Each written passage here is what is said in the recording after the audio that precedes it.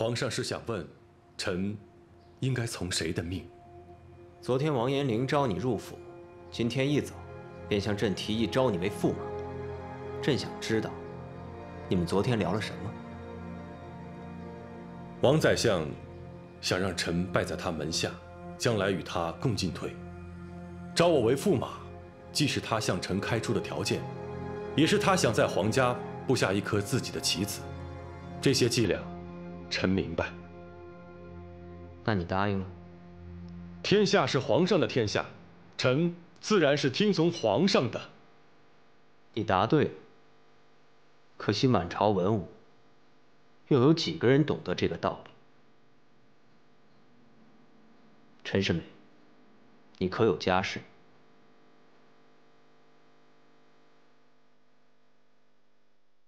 臣这10年寒窗苦读，还没顾得上成家。那朕就招你为驸马。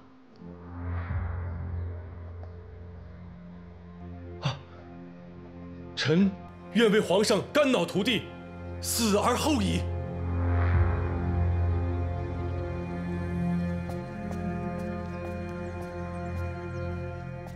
公子请留步。你是陈世美？正是。敢问姑娘是？我是青女。啊，不知公主在此，在下失礼。敢问公主有何吩咐？陈公子，我不能嫁给你。什么？或许你是个好人，可我已心有所属。可是，皇上他……恳请陈公子奏请皇上，拒绝这门亲事。为何？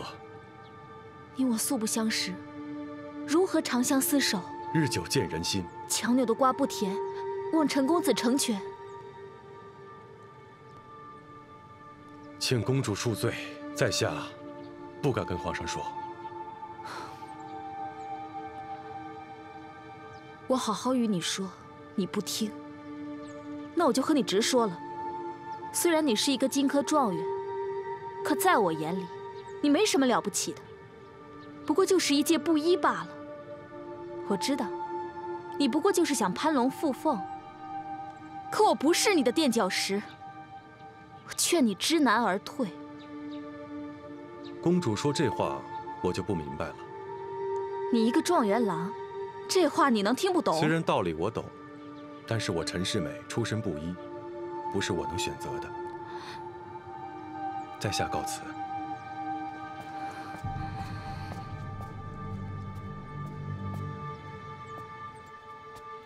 公主，公主。哎呦，皇上，下去吧。是。青女，你为什么要让我嫁给陈世美？你是公主，她是驸马，是她嫁给你。我不答应。青女啊，我一直想给你找个好归宿，找了许久都没有合适的，要么丑，要么胖，要么就妻妾成群。只有陈世美，朕想挑毛病都挑不出来。要不赶紧定为驸马，就被京城的达官贵人、大小姐们抢走了。我不稀罕。我稀罕。青女，咱们姐弟俩怎么一步步走到今天？你不知道吗？我虽然是皇上，但是步步如履薄冰。朕需要陈世美这样的人在朕身边帮朕，把她招为驸马，她就是皇家的人，就是朕身边的人。原来这个驸马，你是给你自己招的。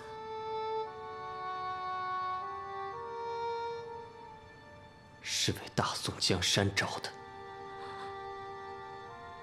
一儿，还能改变吗？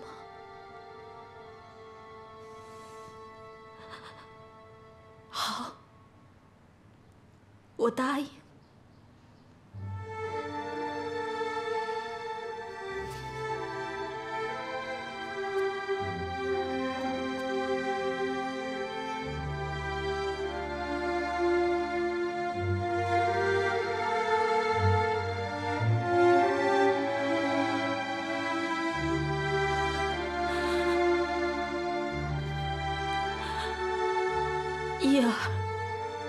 你知道的，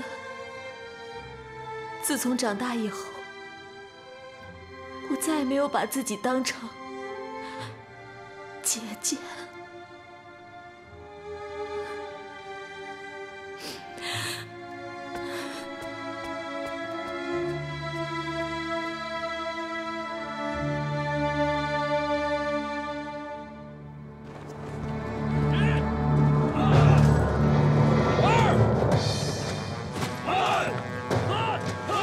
少爷，这阵势可比您当初的冰场威风多了。叫我什么？哦，对，张统领。我这身行头怎么样？威风八面。包黑子只是威风一时，您才是威风到了最后。小爷我从不以成败论英雄。虽然包拯赢了，但是我没白交你这个朋友。您拿我当朋友？以后咱们主仆以兄弟相称。还是那句话，要生一起生，要死一起死。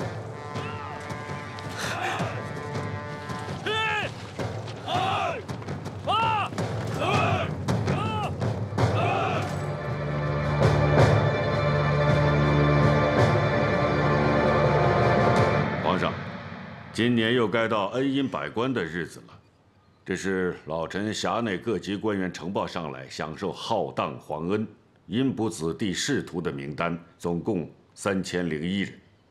多少？3001人，臣已经核查过了，准确无误。为什么这么多？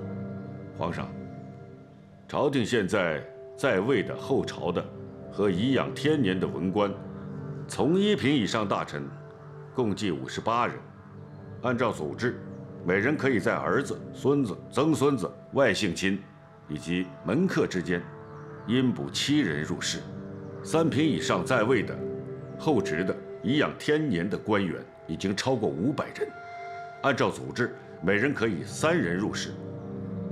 再加上3品以下官员有资格荫补的，总计3001人。枢密院呈报的比王大人少一些，3000人整。臣也核查过了，准确无误。这么说，又将有6001人要吃俸禄，从国库里拿银子了。2位爱卿，朕父皇在位的时候有多少官员？7000人。那现在呢？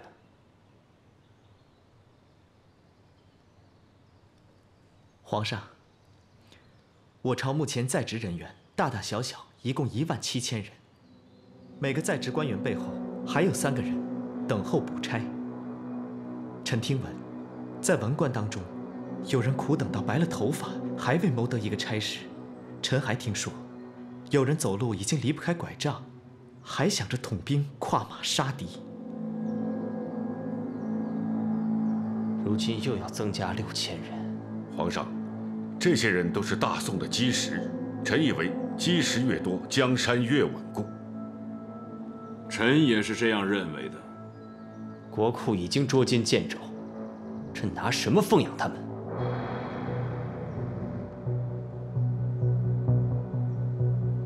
你们怎么不说话了？皇上，国库的银两是宰相辖内的事情。枢密使无权说话。自打皇上归政，吉人天相，天下风调雨顺，民间年年都有增收。臣以为可以适当增加税赋，以丰满国库。王大人，晚辈认为，大宋江山的基石，不论是什么人，百姓稳才天下安。这几年，百姓的生活刚有些好转，从百姓嘴里夺粮，不是上策。那什么是上策？搁置阴补，裁官减吏。闭嘴！王大人是2朝的宰相，吃的盐比你吃的粮还多，你有什么资格教王大人？裁什么官，减什么吏？你要不要先把我这个枢密使给裁了？不知天高地厚的东西。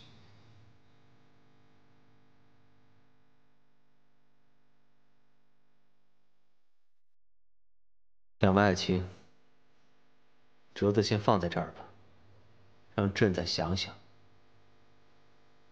皇上，今年是科举之年，科考的事情该准备了。这是廷试的几篇题目，请皇上过目。王大人，科举的事，也让朕再想想。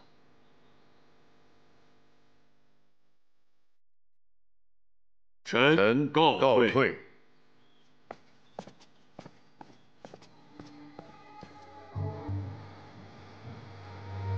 驸马，你来吧。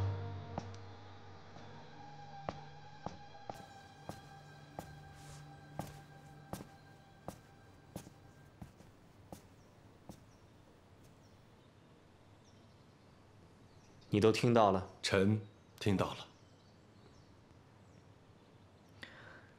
所谓世袭恩荫，不过是有些人花了银子，在张王二人那里捐了官。等他们做了官，贪了银子赚回来的时候，自然会依附在张王二人身上，成为他们的党羽。不过这些人多多少少在朝廷里都有些宗族势力。这个时候，若是贸然断了恩荫，朝廷恐怕会出大乱子。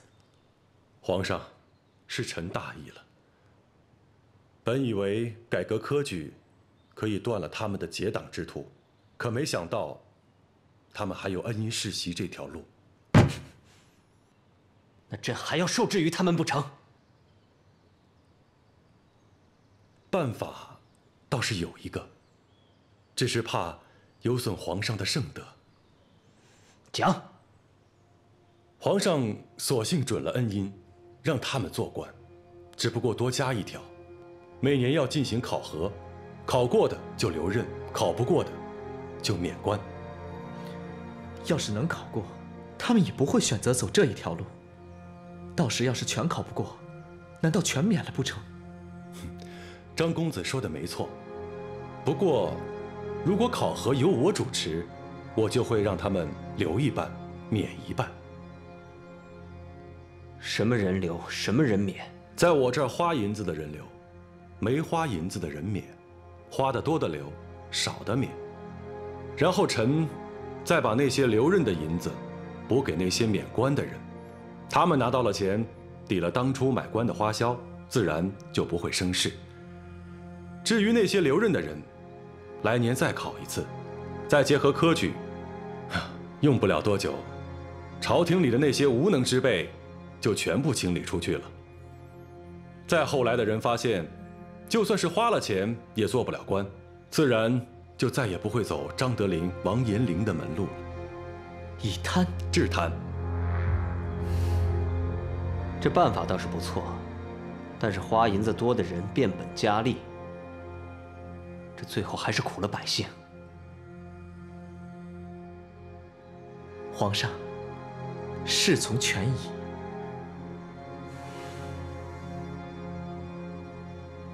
就照你说的办吧。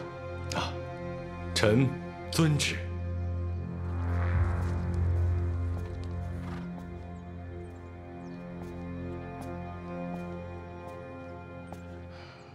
张大人，你是在等本相吗？正是。刚才我的儿子对您有些不敬，我在这里给您赔罪了。他长大了，身后还有皇上，我管不了他。张大人，你跟本相就想说这个吗？我还想说，阴补的事情，我跟王大人站在同一个立场。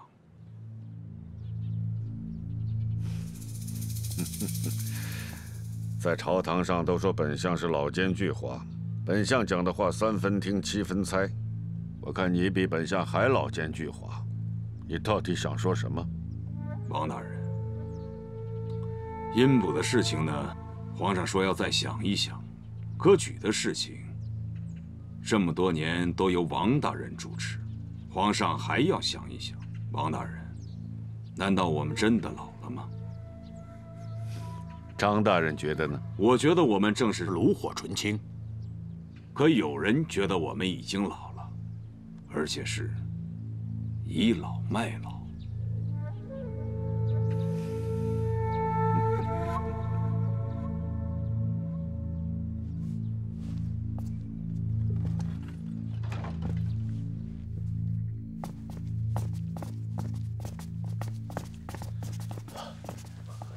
相爷，相爷，你们都来干什么？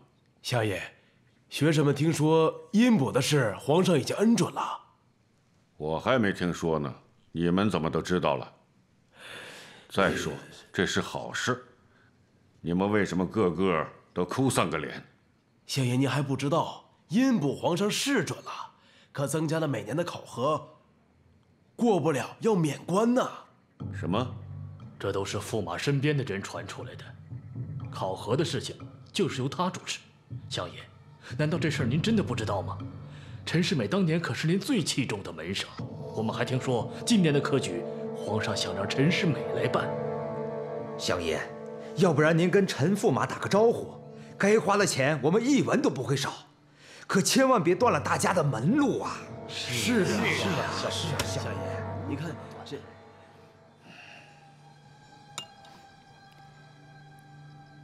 驸马，听说皇上委了你重任。啊，皇上想让世美主持今年的科举。你可知道以往主持科举的是什么人吗？宰相王大人。这宰相干的事情，交给了你。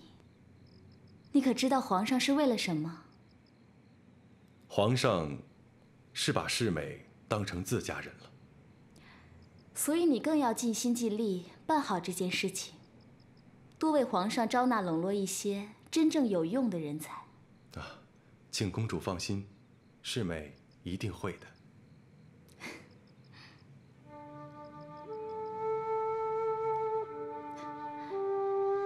你为什么不喝酒啊？世美不敢在公主面前放肆。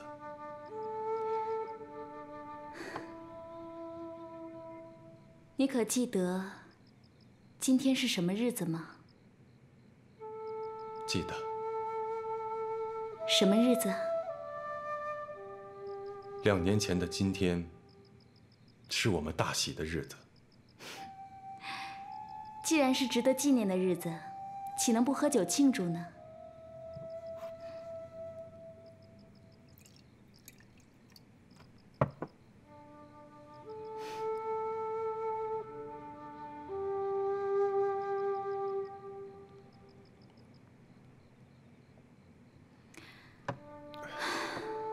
时间过得可真快啊！一转眼，我们就在这同一屋檐下生活了2年的光景。你做了驸马，可后悔过？公主，癞蛤蟆吃到了天鹅肉，您说癞蛤蟆会后悔吗？世美出生草根，家境贫寒，让公主受尽委屈了。你得到了驸马的名分，却得不到公主的情谊。我这个公主没有让你享受过夫妻情趣，让你独自睡了2年空床，你都不后悔吗？满朝的权贵，哪个不想跟公主结姻？可是这种好事儿偏偏砸在我陈世美的头上，多少嫉妒的眼睛在盯着我。世美恐慌还来不及呢。那你今天还想试试运气吗？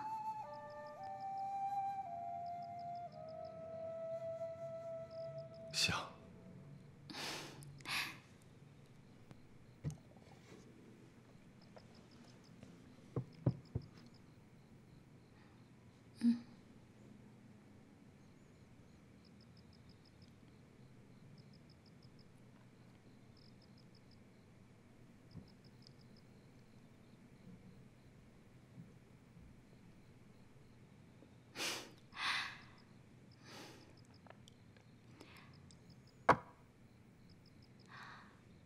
还是一个空字啊！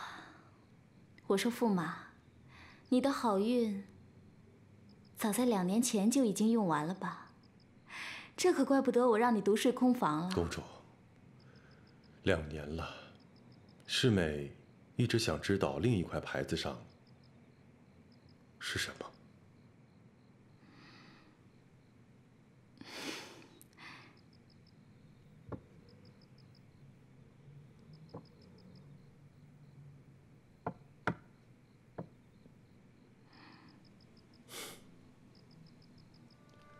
只要公主高兴，世美睡一辈子空床也愿意。你知道吗？如果你今晚说后悔，我就不让你后悔。可惜你又说错了。唉，我是一个女人，不是天鹅。我要的是一个男人。不是一只癞蛤蟆，公主。好了，你走吧，我想一个人待一会儿。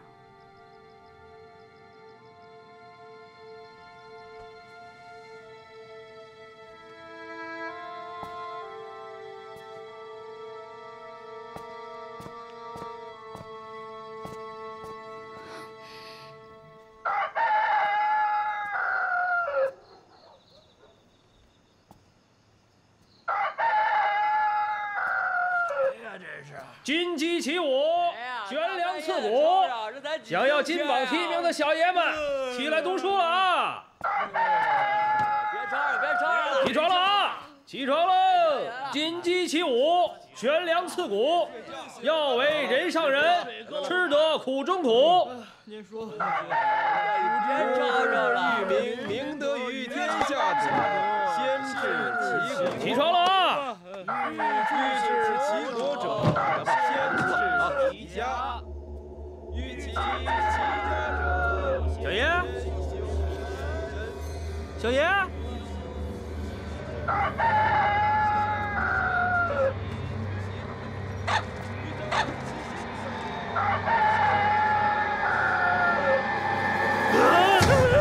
出人命了！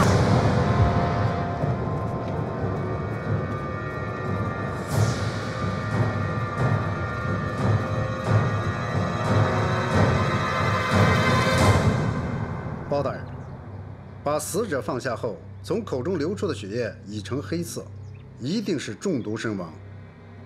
将他抬回开封府。是。是。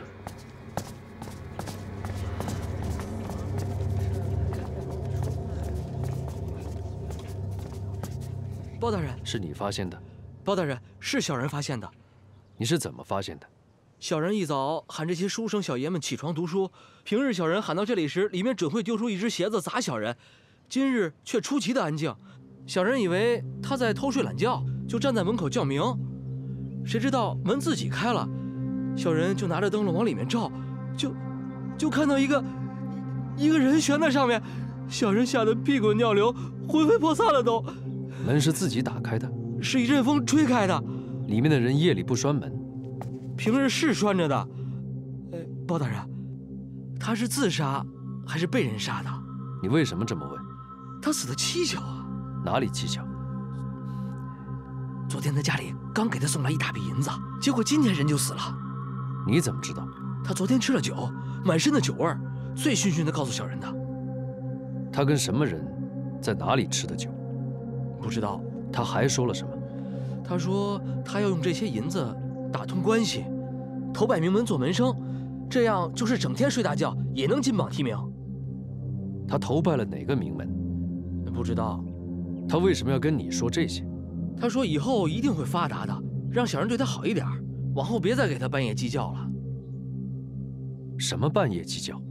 小人平时起得比鸡都早，替鸡叫鸣，叫这些小爷起床读书。包大人，会不会是那些流窜的灾民为了图财害命？最近黄河泛滥，开封城的灾民可多了。你见过有灾民会使毒的吗？没有啊。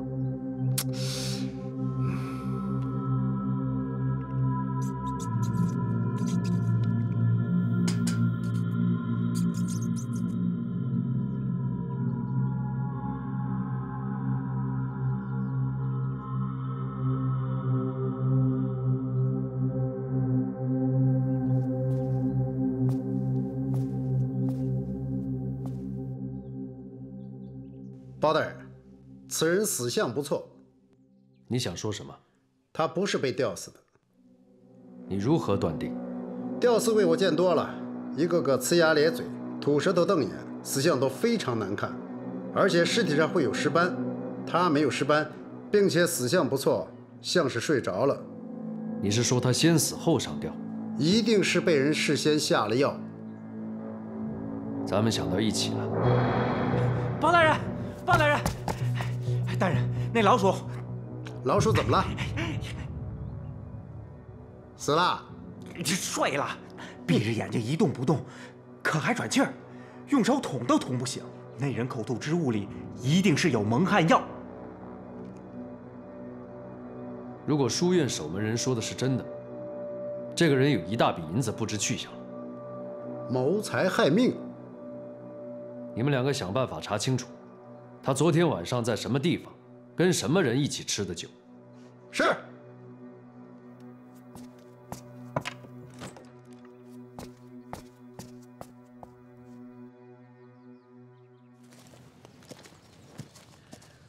我说，你走的那么慢，我们什么时候才能走到开封城啊？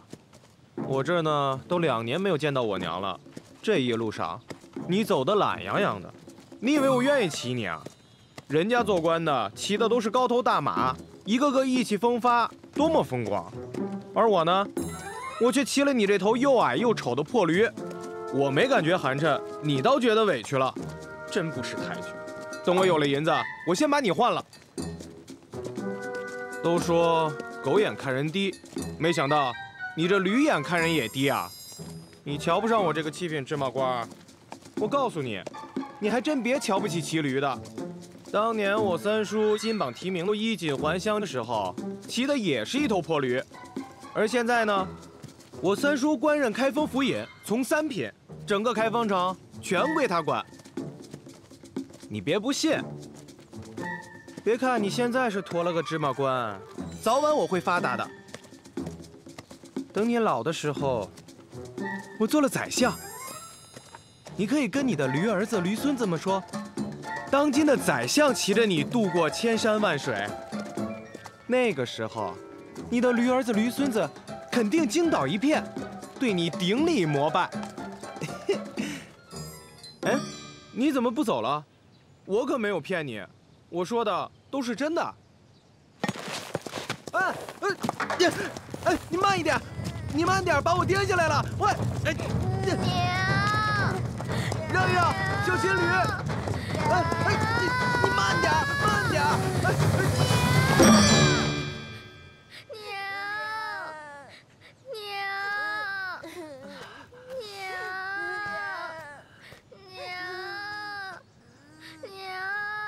对不住了，没有惊吓到你们吧？孩子，你娘在哪儿呢？哎，别担心，你娘肯定是去解手了，很快就会回来。我娘被歹人抓进去了，快救救我娘！什么？娘！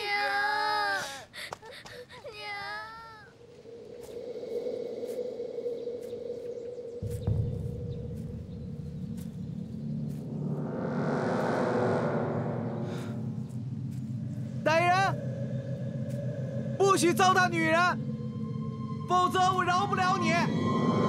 夫人，你在哪儿啊？夫人，你在哪儿啊？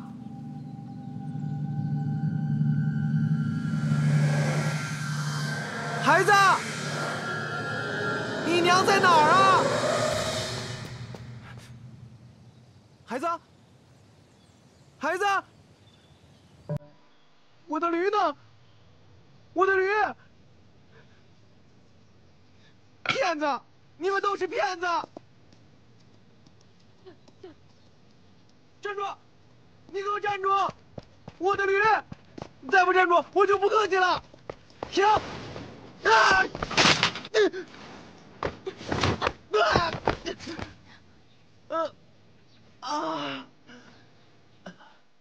你还有刀，你想干什么？你这个禽兽，本大侠终于抓着你了。禽兽！你说我禽兽，你偷了我的驴还倒打一耙，天下还有王法吗？你不是包勉吗？你是谁啊？你怎么知道我的名字？你是？喂，你不记得我了？当初我可差点成了你的婶婶。你是雨柔姑娘？没错，就是我。你怎么成骗子了？手里还带着家伙？谁跟你说的？我是女侠，江湖人称笑天猫，大名鼎鼎，威震江湖。我的名号总听说过吧？嗯。哦。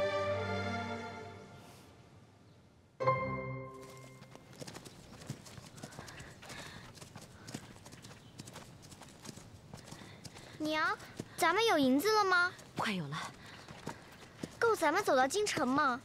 把它卖了就够了。那就快把驴卖了吧。卖。哎呀，我和弟弟都要饿死了。好，把它卖了，娘给你们买包子吃啊。快点。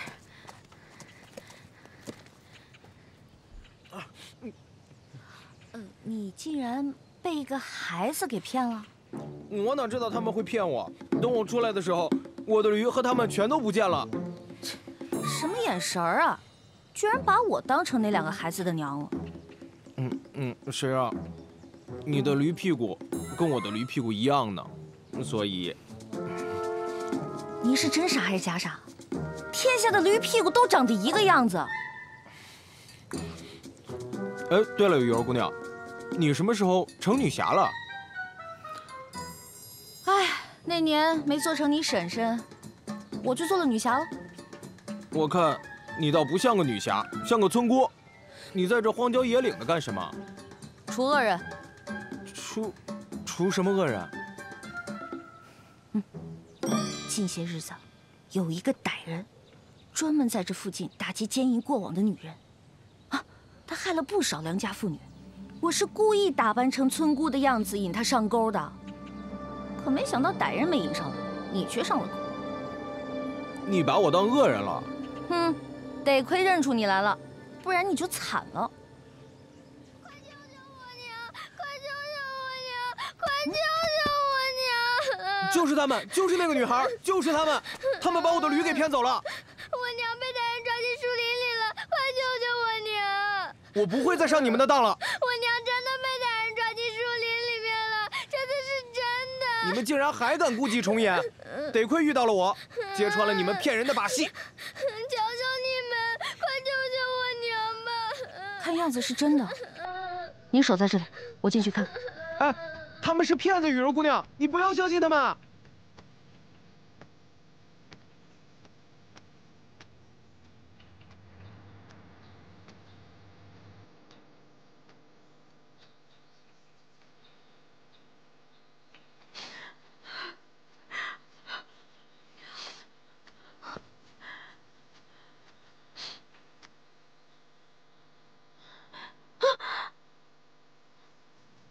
你真的被人糟蹋了？那禽兽呢？跑了。那你为什么不大声喊呢？他有刀。这个禽兽，又让他给跑了。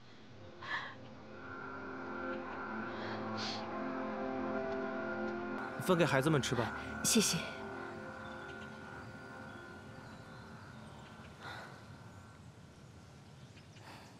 夫人，你不应该教孩子骗人的把戏，把自己都给害了。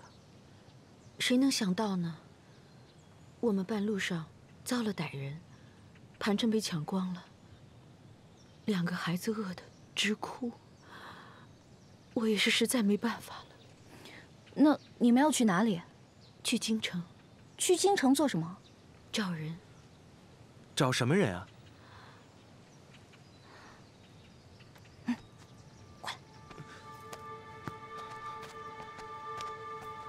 怎么了？你问那么多干嘛呀？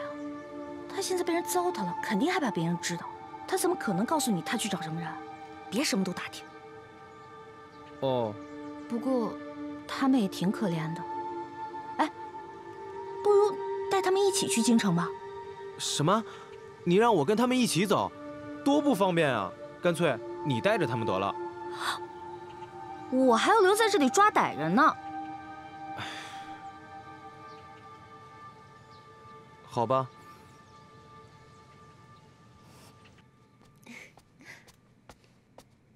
三黑，又在想案子呢。今天城里出了一桩命案，书院的一个书生被人毒死之后，吊在梁上，伪装成自缢身亡。这案子很蹊跷。三黑，家里不是开封府，不许把下人的案子带回家，不吉利。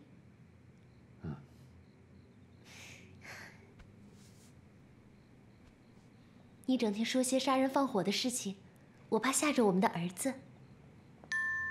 儿子？今天嫂嫂请了城里最好的郎中为我把了脉，说从脉象看，肚子里一定是个男娃。男娃？真的？太好了，那我可放心了。瞧把你美的，怎么了？女娃子就不是我们的骨肉啦？端午啊，男娃子、女娃子都是我们的骨肉，但这万一女娃子像我，你说有谁愿意娶一个黢黑的女人回家做老婆？呸呸呸！不许胡说！男娃子、女娃子都像不了你，一定都像我。对，都像你。快喝了补补身子。我喝过了，这是嫂嫂特意给你留的。给我补什么？我肚子里又没孩子。没孩子也得喝。你每天为公事熬到半夜，灯油还有烤干的时候，更何况人呢？嫂嫂，我喝。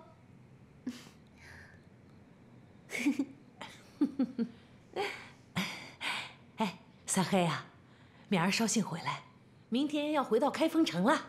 明天回来啊？敏儿怎么突然就回来了？哎，什么叫突然回来？敏儿在外地做知县都2年了，嫂嫂其实天天心里都盼着敏儿，只是嘴上不说罢了。嫂嫂，明天多做点敏儿爱吃的，咱们一家好久没有团聚了。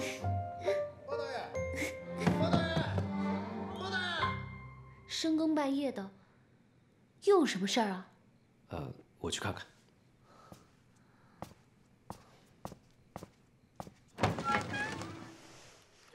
包大人，查清楚死去的那个书生死前和谁在一起吃过酒了？什么人？河西路转运副使马再兴，他们昨夜在春喜楼酒馆吃的酒。除了河西路转运副使，还有别人吗？春喜楼老板娘说，只有他们2个人。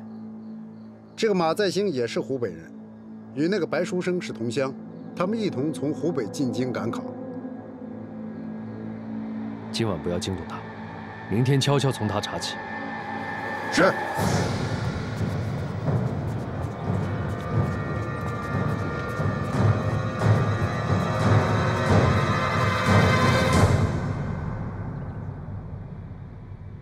官爷，小女什么也不知道啊。昨天夜里陪马大人吃酒，结果小女不胜酒力，先醉得不省人事了。等小女醒来的时候，发现一旁的枕头是空的，小女还以为马大人已经先走了。小女疲乏无力，头痛欲裂，又睡了过去。早上醒来的时候才发现马大人已经被挂在了半空中。所以还有什么人和你们在一起吃酒？没有了，就小女和马大人2个人。包大人，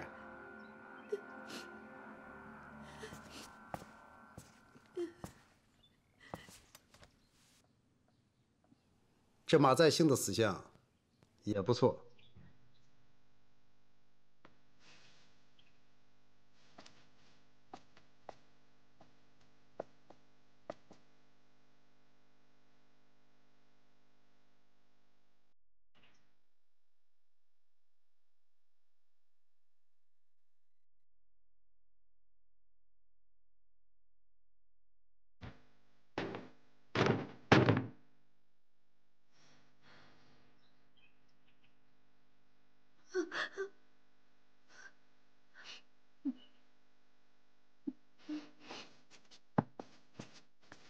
你早上醒来，门窗可关得严实。回大人，门窗关得严严实实。这酒菜又是从何处而来？菜是我们青楼的厨子自己做的。酒呢？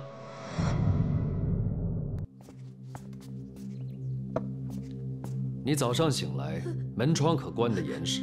回大人，门窗关得严严实实。这酒菜又是从何而来啊？菜是我们青楼的厨子自己做的。酒呢？酒是马大人自己带来的。把人连同酒菜一起带回开封府。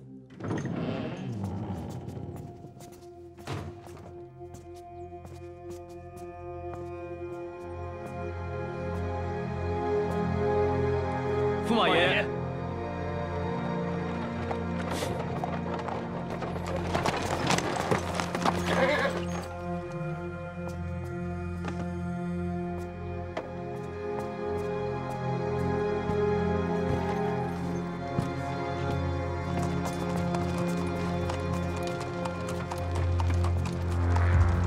哎呦，驸马爷今天来得够早的呀！哎呦，驸马爷，来，驸马爷，今天您是容光焕发呀！驸马爷，上好的毛尖刚沏好，您就来了。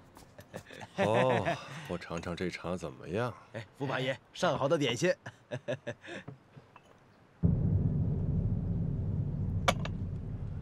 这不是茶。这驸马爷，这可是明前上好的云雀呀！对呀，对呀。昨夜跟公主吃多了酒，现在口干舌燥，所以这是及时雨。是。您与公主吃了一夜的酒，驸马真是辛苦了。是。昨天是本驸马跟公主大婚2年的日子，那你说能不吃酒吗？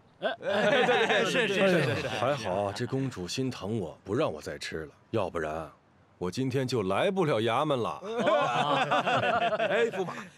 您和公主的大婚纪念日怎么不告诉我们一声啊？是啊，以后让我们沾沾您和公主的喜气儿，是不是？对。这样吧，今天兄弟我做东，咱们再重新庆祝一番。哎呀，是不是？不了。哎，不行，今天呀，该轮到我跟我们吃酒了。好了，你们都晚了，已经有人排到你们前面了。这是谁呀？谁呀？讲这先来报告吧。对，出事了！哎呀，出事了！驸马，河西路转运副使把自己给杀了。谁把自己杀了？河西路转运副使马在兴，昨天夜里把自己吊死在会馆他相好的屋里了。哎呦，怎么这事儿呢？马在兴。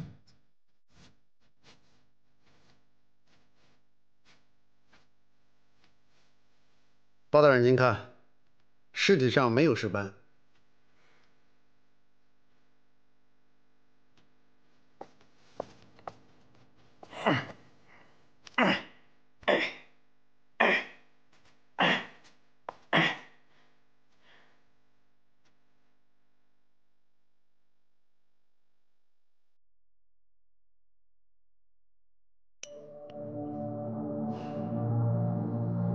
我犯了一个错误。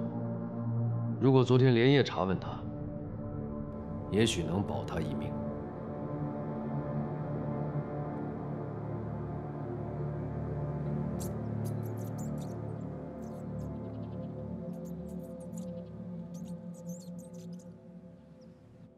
你们认识多久了？半年。这么说，你们已经很熟了。这半年，马大人每次来青楼都要小女伺候他，日久生情。马大人喜欢上了小女，昨晚吃酒的时候还许愿说过些日子要赎小女回去做妾的。他怎么就把自己吊死了？他死了，小女可怎么办呢？他平时都跟什么人来往？做官的，做生意的，还有读书人，三教九流什么人都有。那些人你都认识吗？有的认识，有的不认识。一个姓白的书生，你认识吗？认识，他们是同乡，前年一同来京赶考，马大人中了进士，在京城做了官。那个白书生名落孙山，留在了开封读书，以后再接着考取功名。那个姓白的书生死了，你知道吗？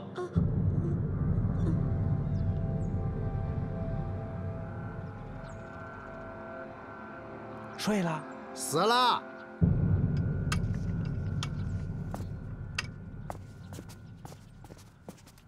说，你知道不知道？我知道，知道。你怎么知道的？马大人告诉小女的。包大人，酒里口中之物都有东西。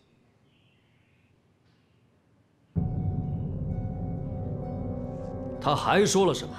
他说白书生出身大户人家，家境丰厚，家里一门心思要他考个功名。前些日子他给了马大人一大笔银子，托他在朝中打点关系，拜师名门之下。昨天晚上马大人酒后高兴，告诉小女说那个白书生不知道为什么上吊死了，那一大笔银子全都变成他的了。多少银子？多少不知道，他只是说发财了，说赎小女的银子9牛1毛就够了。银子现在在哪里？小女不知道，小女1两都没见到。把你知道的都说出来。大人，我知道的就这么多了，我全都说了呀，大人。你的同谋是谁？同谋？大人，小女不明白你在说什么。马在兴是被人杀死后吊在梁上的，那个姓白的书生也是。大人，小女真的不知道啊。你一个人的力气，把马在兴吊不到梁上。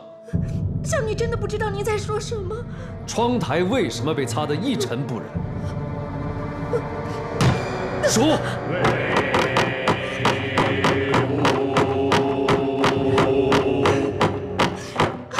大人，真的不是小女杀的呀，大人。谁杀的？他叫何生才，是我的相好，是个盐行掌柜。因为马大人管着朝廷的官员买卖，半年前我的相好为了巴结马大人，就把我送去伺候他。谁知道马大人从此就独自霸占了我。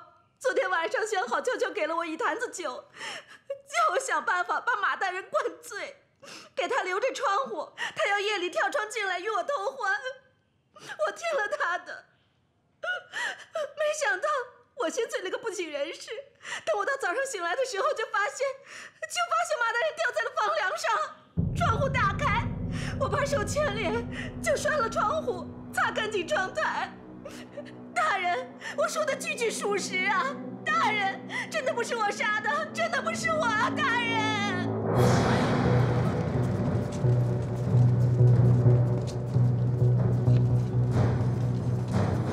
来了来了。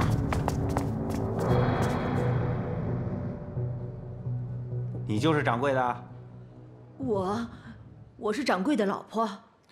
哎呀，我们不找你，找你男人。找我男人？我还正要找你们呢。胡扯什么乱七八糟的！快叫你男人出来见包大人。我男人不见了，我正要差人去开封府衙门报案呢，结果你们就来了。不见了？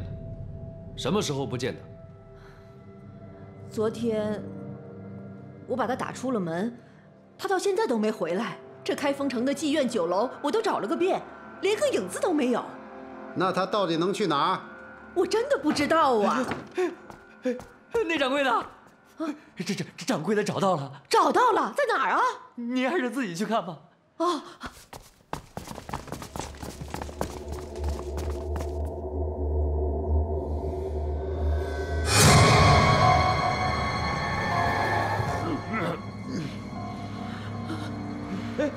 那掌柜的，那掌柜的，扶他去休息。是。你留下来。谁先发现的？是我大人。怎么发现的？是这样的，小人打扫院子，闻到院子里的酒气特别的香，小人就检查酒缸，发现这口酒缸封口松动，漏了气。院中正好无人，小人酒馋，所以就……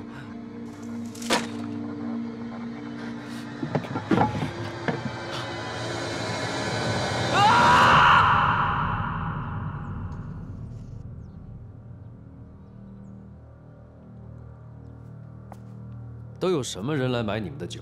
回报大人，我们老板有祖传秘方，酿的酒都特别香，平时除了送朋友，都是留着自己吃，从来不外卖。昨天夜里可有人听到后院有什么动静？后院是老板酿酒藏酒的地方，老板怕小的们偷酒吃，除了打扫庭院，平时不许我们进去。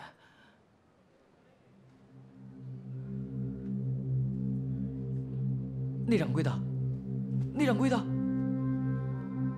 老板娘为什么把老板打了出去？那掌柜的经常打掌柜的，想打就打，从来不商量。商量什么？他在外面养了女人，肯定是他杀了他。他是谁？我男人在外面偷偷养的那个女人。哪个女人？她在哪里？我不知道啊！我要是知道了，我弄死他！你怎么知道你男人在外面养了女人？我发现家里的银子少了，他肯定在外面偷偷养了女人。你男人认识一个叫白幽露跟一个叫马在兴的人吗？认识，他们是同乡。同乡？是同乡，他们都是均州人。当年他们一起来京城考仕途的。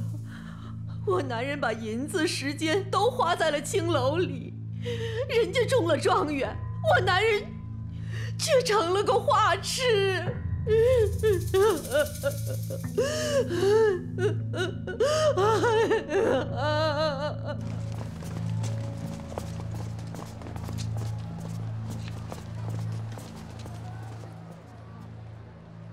包大人，怎么了？别人中了状元，他男人中了花痴。宁在花下死，做鬼也风流。这花痴却死在了酒中。这2天死的3个人都是当年均州来京考举的，当今驸马就是当年的状元，也是均州人。那又怎么了？包大人，您是担心会死第4个？你们2个，一个回开封府查验尸体，一个去书院查问，当年来京考举的均州考生还有哪些人，一个都不许漏掉。快去！知道了，包大人，我去书院。走吧。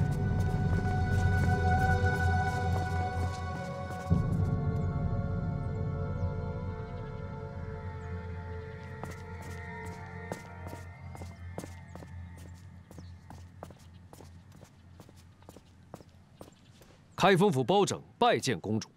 包大人，你可是稀客呀，有什么事情吗？下官有事要见驸马。驸马这会儿在朝廷，你应该去那里找他。下官去了，驸马不在那里。他也不在府上，你还是去别的地方找找吧。事情紧急，下官必须马上找到驸马。他会去哪里？他是个活人，想去哪里就去哪里，我怎么会知道？再说了，我也不想知道，他去哪里都可以。公主，那下官告辞了。驸马要是回来，让他一定待在府里，哪儿都不要去，千万不能喝别人送的酒。为什么？出了什么事情？出了什么事情，现在还说不好。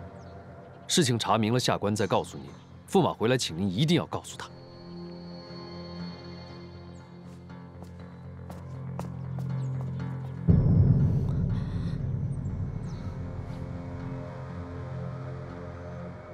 2位爱卿，找朕有什么事情？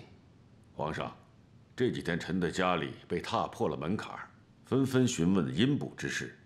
他们觉得勤勤恳恳为朝廷出了一辈子的力，子孙却得不到朝廷的恩荫，百官怨声载道，觉得不公平。臣的家里不是这样，来臣家里的都是一些武将。这些武将们为大宋出了一辈子的力，在臣家里面是又吃又喝，走的时候还拿臣家里面的东西，闹得臣家里面是鸡犬不宁。皇上，既然阴补的问题让2位大人束手无策，臣倒是有一个办法，彻底查清国库进项出项，查出朝廷里的蛀虫，连同那些官商勾结、以权谋私，买官卖官的，罚没他们的家产，所得的银子用来阴补，绰绰有余。这倒是个不错的办法，不知二位爱卿有什么意见？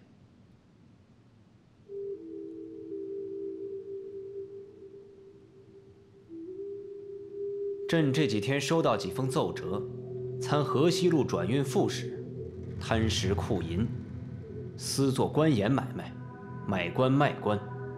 朕正想找二位爱卿商量，先拿他开刀，却听说他上吊自杀了，死的真是巧啊！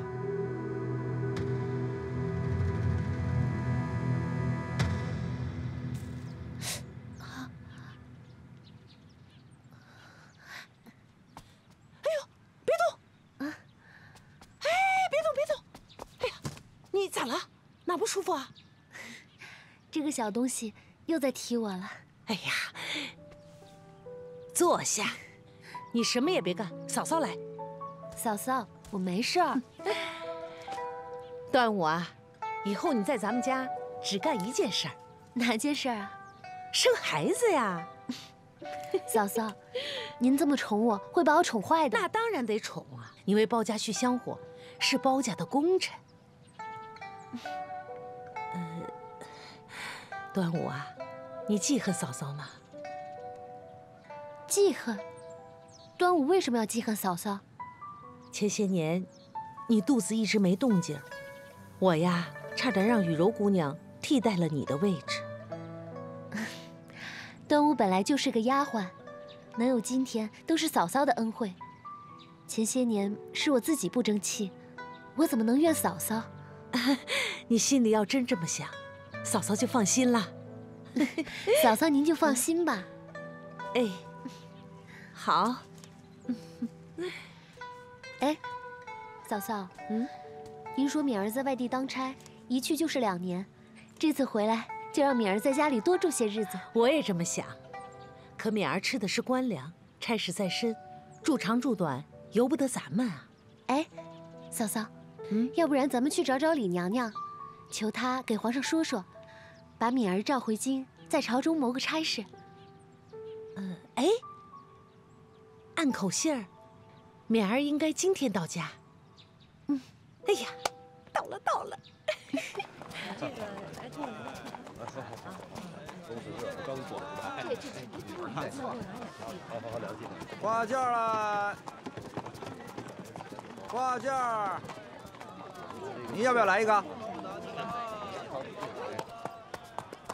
夫人，这里就是开封城了。2年没见，这里一点都没变。夫人，你们去哪儿啊？要不我送你们过去吧。不用了，一路有劳恩人，我们自己去就行。谢谢恩人。谢谢恩人。那行，那我们就此别过。夫人，你们多保重。一路多谢恩人照顾，恩人也保重。夫人，保重。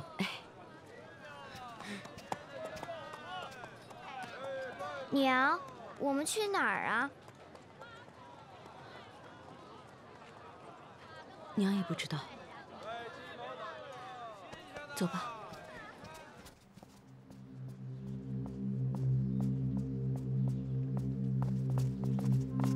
包大人，包大人，查清楚了，当年从均州来京会考的考生一共有5个，除去这2日死去的3个，另外2个，一个叫韩琦，是考5科的，还有一个就是当今驸马。那韩琦现在何处？这个叫韩琦的当年没考上武举，现在人在哪里还不知道。驸马不在朝廷，也不在驸马府，没人知道他的去向。你跟马汉马上带人分头在城中寻找，找到后守在他身边，派人回来告知我。包大人放心，驸马只要还在开封城里，他就是根针，我们也能从海里把他捞出来。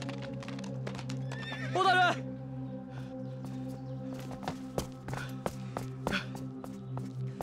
包大人，皇上口谕，召您现在入宫。河西路转运副使马在兴自寻短见，吊死在青楼里，查清楚原因了吗？皇上，二位大人，马在兴不是自杀，他被人在酒中下了蒙汗药，昏迷后吊死在了梁上，伪装成自缢身亡。你确定？臣确定，这是一场连环谋杀案，加上马在兴，这2天开封城一连离奇的死了3个人，他们3个人是同乡，其中一个白姓的书生死法跟马在兴如出一辙。3个人都是被杀的。是。会是什么人干的？正在查。目前知道有一点很蹊跷，他们3个人不但是同乡，还是同窗，都是前年科考的考生。那年他们同乡一共5个人，现在死了3人，剩下2人一个不知去向。那另外一个呢？另一个是当今驸马陈世美。他们都是来自军州。陈世美？是。皇上，臣刚才去了朝堂跟驸马府，没有找到驸马，公主也不知道他的去向。保长，你到底想说什么？目前还不知道凶手为什么杀人，学生担心驸马的安危。皇上，臣有事禀奏。今年的科举廷试，臣想举荐驸马陈世美主持。皇上念念不忘科举变革，臣也许老了，对变革的事情力不从心了。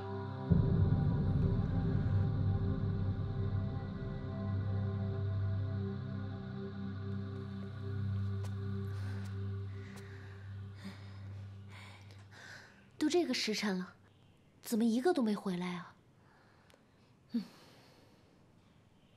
嫂嫂，要不我出去看看吧？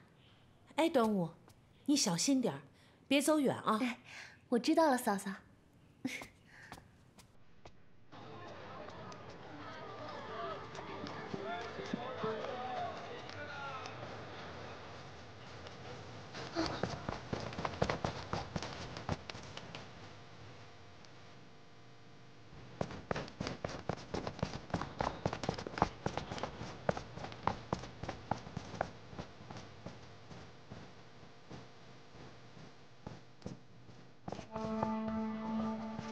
包大人，包大人，包大人，驸马找到了，头不快，让我过来请您。带路。哎。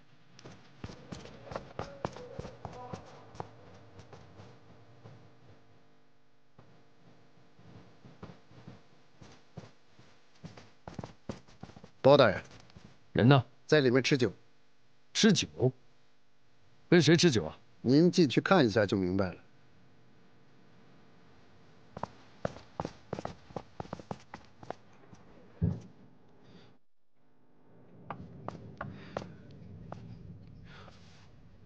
包大人，三叔，您怎么来了？包勉，你怎么在这里？哦，我刚回来，先和驸马叙叙旧。驸马，我们在满城找你，开封城这会儿恐怕已经开了锅了。找我？做什么？担心你的安危。我的安危？包大人，您什么意思啊？河西路转运副使马在兴，你认识吗？哦，我认识。我听说他昨夜自缢身亡了。他是被人杀死的。被人杀死？那他和我有什么关系？有一个叫白幽路的书生和一个叫何生才的商人，你认识吗？哦，认识。当年学生跟他们一起进京赶考，他们2个也死了。也死了？也是被人谋害的吗？嗯。什么时候？一个在前天夜里，一个在昨天夜里。哦。三叔，这几个人我也认识，我们是同窗，当年一起在书院读过书。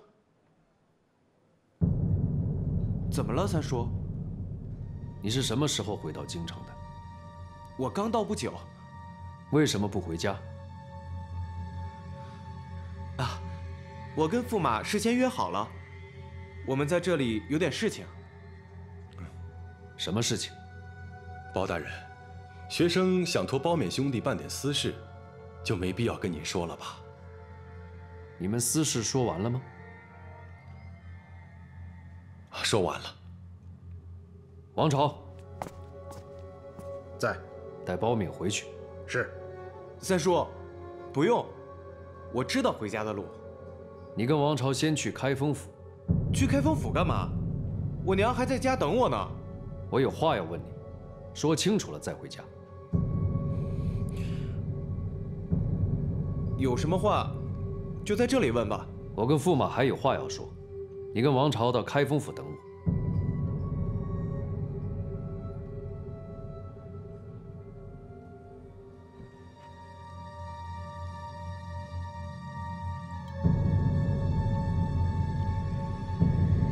这个也一同带回。是。包勉公子，走吧。驸马，告辞。告辞。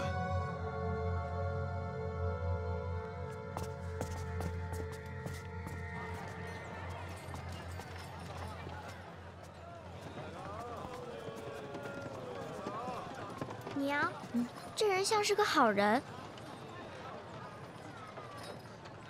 走。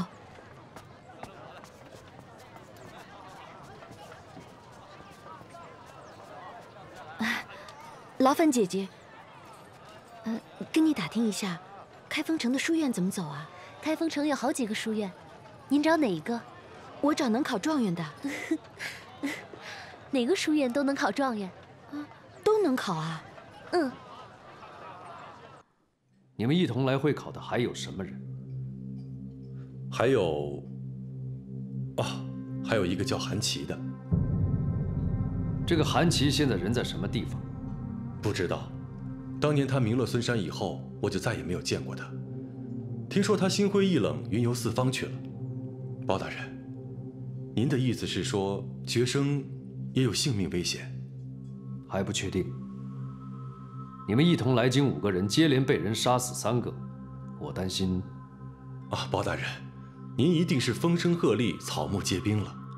学生虽然与那3个人是同乡，但是跟他们并没有什么瓜葛。至于那个杀手，他杀我做什么？而且谋害当今的驸马，那可是吃了雄心豹子胆了。驸马，案子查清以前，谨慎为妙。是。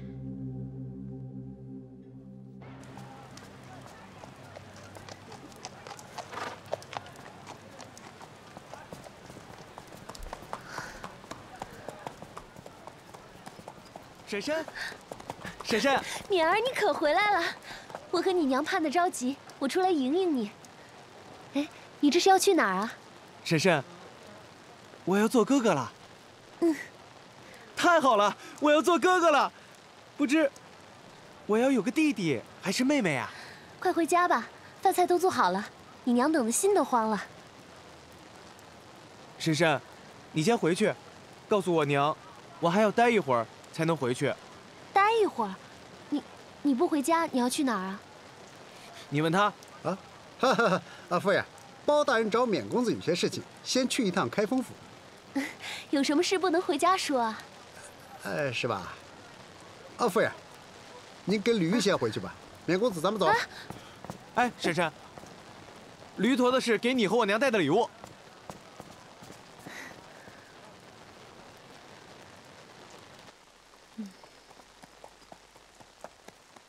哎，端午，让你别跑那么远，去接勉儿，怎么牵头驴回来了？嫂嫂，这是敏儿的驴。勉儿的驴？敏儿去开封府了，说三黑找她有事情，一会儿就回来。敏儿说包裹里装的都是孝敬您的礼物。这个勉儿心里面第一个想的就是他三叔。哎，来，让我来啊。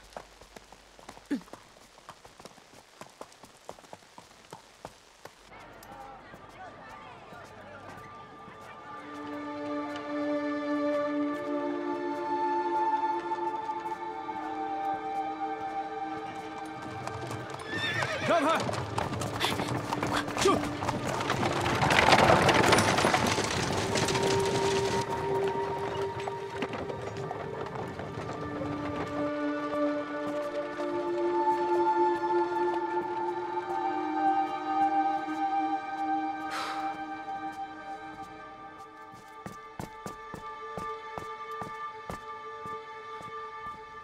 三叔，您有什么事情这么着急？敏儿，你怎么突然回来了？我想你们了，请了个官假回来看看你们。回到了京城，不先见你娘，却急着跟驸马见面，什么事情这么着急？敏儿，告诉三叔。驸马不是跟您说了吗？我要听你说。我找驸马有私事。什么私事？我不想告诉您。为什么？三叔，我早已长大成人，自己在外面做官2年，难道就不能有自己的私事吗？敏儿，开封城这2天接连发生的3起命案，死的人都是跟驸马一起的同乡。我们正担心驸马的安危，你却突然出现在他身边，你跟驸马的私事成了三叔的公事，三叔必须查清楚。三叔，您什么意思啊？你在不该出现的时候出现在不该出现的地方。三叔，您怀疑我？我这一路颠簸千里迢迢的回来看你们，刚进城，您就把我当成凶手。敏儿，有人能够证明你今天刚到开封城吗？有，江湖女侠小天猫，她可以证明。你见到雨柔了？她在哪里？她在乡下抓坏人呢。还有人能给我作证？他们与我同行，一路来到开封城。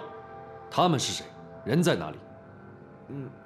他们是谁我不清楚，去哪儿了我也不知道。我知道他们是来京城寻亲的，进了城我们就分开了。一场虚惊惊动了皇上，臣罪该万死。死的那3个人你都认识？回皇上，臣确实认识那3个人，因为当年臣与他们一起进京赶考。不过这些年，臣与他们就没有什么瓜葛了。至于包大人，他可能觉得臣与他们是同乡，担心臣的安危。臣心里感激之外，还感到有些突兀。臣做人小心本分，实在想不到是什么人，到底为什么要谋害臣。请皇上不必为臣担心，包大人可能也是风声鹤唳，草木皆兵了。他多想了。包拯不多想，朕也会多想。这种事情朕经历的多了，要你性命的人，不会给你理由。驸马，你是皇上钦点的状元，又是当今驸马，皇上又将科举的事情交给了你，在有些人那里，你就是眼中钉、肉中刺，还是谨慎为妙啊。朕已经降旨下去，让包拯彻查此事，希望是我们想多了。臣谢谢皇上。青女最近开心吗？开心。公主她经常念叨皇上。那你开心吗？托皇上的福，公主十分疼爱臣，臣更是开心的无以言表。但朕听说，你夜夜笙歌，不醉不归，不夜不归。回皇上，臣确实有一些应酬，不过是公主叮嘱臣多与朝廷同仁走动，好为皇上笼络人才。青女打小就跟朕吃尽了苦，你要在府里多陪陪她，多疼爱她，让她少受点冷落。朕已经加强了公主府的戒备，你待在府里安全，也让朕少操点心。谢皇上，臣遵旨。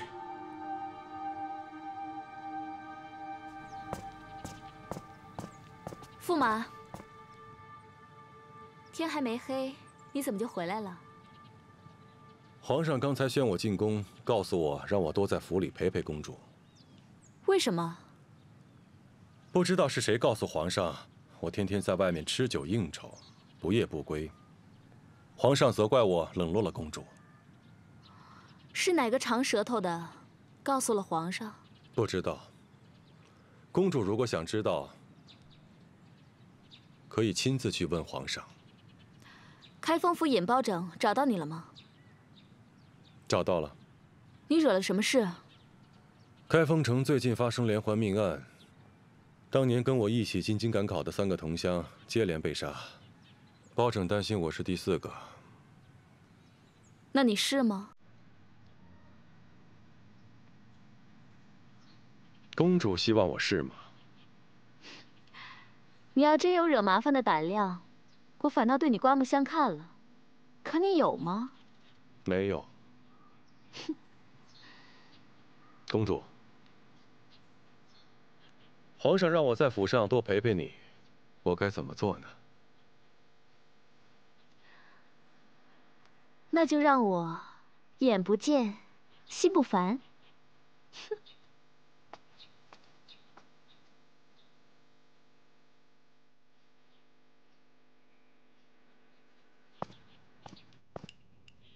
来，多吃点啊！2天没吃你娘做的菜，馋吗？馋，做梦都馋。再好的山珍海味，也不如娘跟婶婶做的粗茶淡饭啊。来，多吃点。来，那就多吃点啊。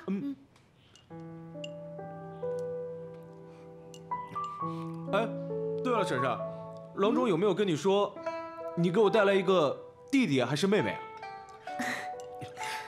郎中说，是个男娃子。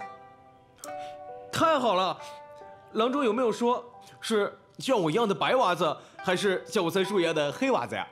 白娃子。那我就放心了。来，敏儿，你回来了，不先回家看你娘？你跑开封府干嘛去了？过堂去了。过堂？哦，是这样的，开封城发生命案，我三叔呢怀疑我是凶手，你们说荒不荒唐？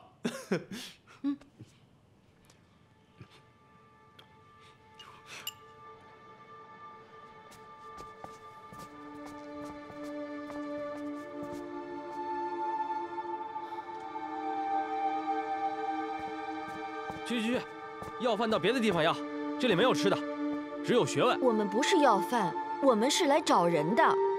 找人？找什么人？我爹。你爹？哼，知道这是什么地方吗？书院，里面有状元、探花、榜眼，就是没有你爹。我男人就是来考状元的。来考状元的？他是哪里人？叫什么名字？岑望祖，均州人士。没有此人。您没查，您怎么就知道呢？这个书院一共有365个书生，每一个人姓什么叫什么，家住在哪里，我都记得滚瓜烂熟。没有你要找的那个人。大人，是这样，我们母子3人不远万里从家乡赶过来，孩子都3年没见过爹了，您帮帮我们，帮我们查查吧。哎呀，求我也没用，你去别的书院找吧。那您这个书院均州的考生一共有几人？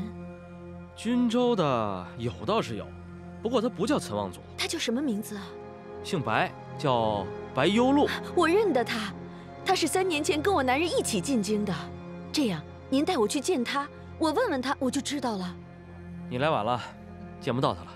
为什么？他死了。怎么会死了呢？哎。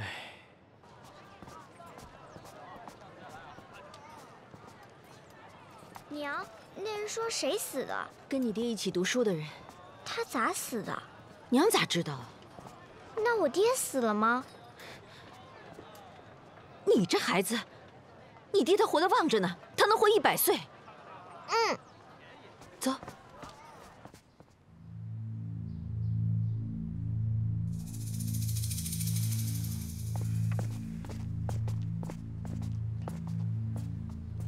大人，驸马到了。啊，学生给相爷请安。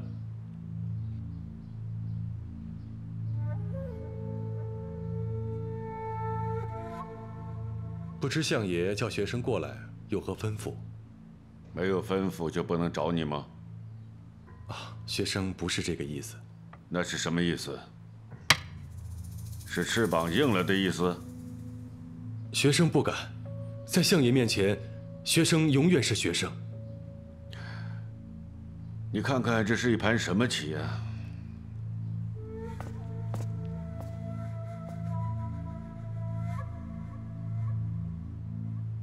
残棋。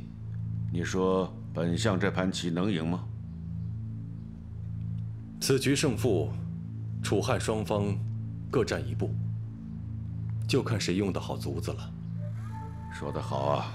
昨天枢密使张德林大人他问我一个问题，他说：“我们俩老了吗？”本相答不上来，你替我回答。如果是养一家人，您可能老了；但是如果说管天下人，您正当年。怎么讲？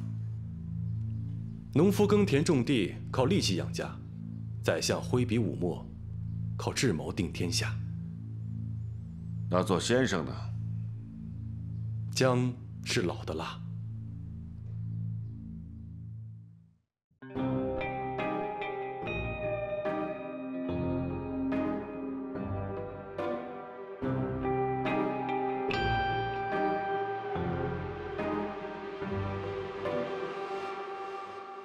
露出了半边的月，是圆还是缺？喝过了半杯的酒，是空还是满？初心总是比结果看上去热情大方，真相从来就简单。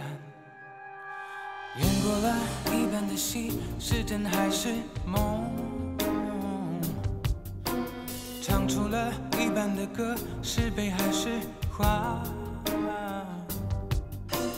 未来总是比过去看上去更美丽灿烂。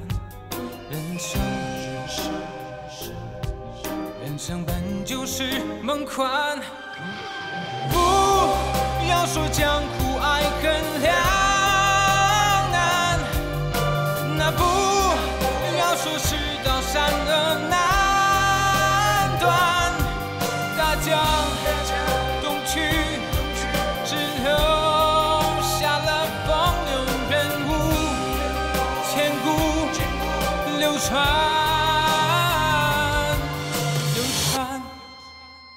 演过了一半的戏，是真还是梦？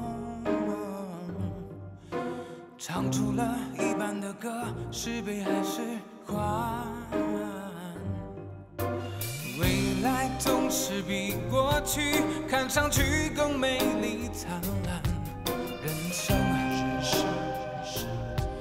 人生本就是梦幻，不要说江湖